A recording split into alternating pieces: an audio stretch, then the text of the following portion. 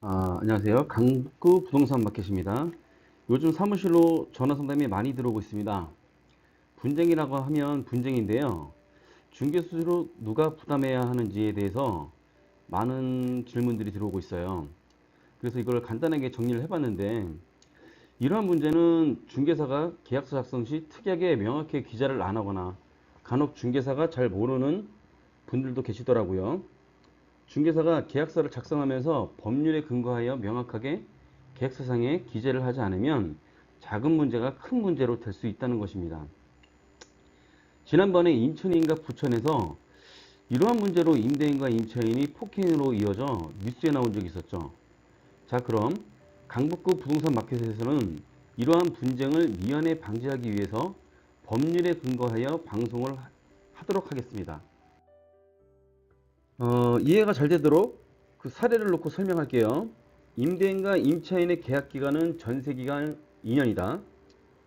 임차인은 2년을 채우지 못하고 이사를 가야 되는 상황입니다. 자, 머릿속에서 상상을 한번 해보시고, 결론부터 말하자면 임대인이 부담하는 게 원칙입니다.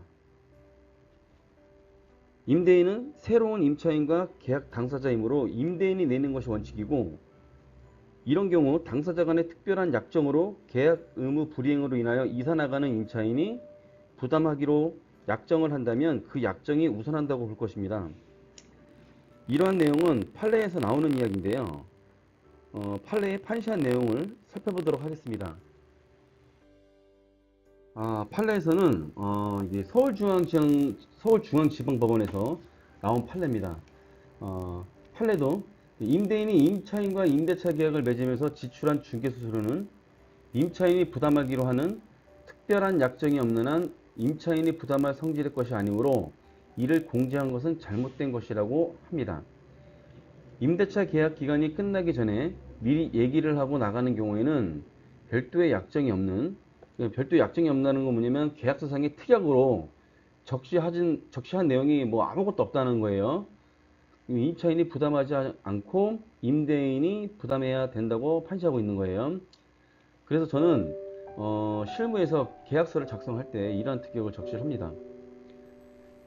특약 1번에 첫 번째 넣는 게 임차인이 임대 기간을 채우지 못하고 나가는 경우에는 중개수수료를 임차인이 부담하고 묵시적 갱신일 경우에는 임대인이 부담을 한다 라는 특약을 기재를 합니다. 이것이 왜 이렇게 쓰냐면 이 특약의 내용이 제일 공평한 것 같아요. 실무에서 보니까 임대인 임차인 모두가 불만 없이 이러한 특약들은 이 특약은 모두가 다 수용을 하더라고요. 왜냐면 임차인은 계약서상의 임대기간을 채우지 못하고 나가는 경우고 계약 의무 이행을 하지 않았으니까요. 임차인 입장에서는 계약 의무 불이행 개념으로 중개수를 부담하는 것이 맞다고 보고 묵시적 갱신일 경우에는 기존의 계약 조건과 동일한 조건으로 암묵적으로 계약이 자동 갱신됐다고 보시면 이해가 편할 거예요. 그런데 묵시적 갱신은 임차인이 언제든지 임대인에게 계약 해지 통보를 할 수가 있습니다. 통보한 시점으로부터 3개월 뒤에 계약 해지 효력이 발생하는 거고, 예를 들어 이번이 5월달이잖아요. 5월 뭐 말일날 임대인한테 계약 해지 통보를 했다. 더 이상 저희는 계약을 유지 안 하고 나가겠습니다. 그러면 6월 30일, 7월 30일, 8월 30일 날짜가 되는 날 계약 해지 효력이 발생하는 것이고, 임대인은 8월 30일 되는 날 임차인에게 보증금 반환해 줘야 되는 거예요. 그래서 그런 상황이고, 그렇다고 또 임대인도 임차인한테 계약 해지 통보할 수 있다 없다?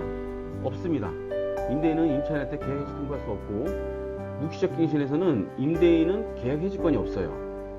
이거는 임차인을 보호하기 위한 지금 그런 제도거든요. 이러한 이유로 묵시적 갱신일 경우에는 임대인이 중개수수료를 부담하는 것이 맞고, 임대인과 임차인이 서로 협의해서 계약서 작성 시 특약의 기재를 하여야 추후에 분쟁 소지를 없앨 수가 있는 거예요. 저는 항상 이렇게 실무에서도 이런 식으로 임대인과 임차인한테 서로 완만하게 협의할 수 있게끔 제가 이렇게 유도를 해내거든요. 그래서 이런 특약을 만들어서 이렇게 기재를 하고 있습니다. 지금까지 강북구 부동산 마켓에서 설명드렸습니다.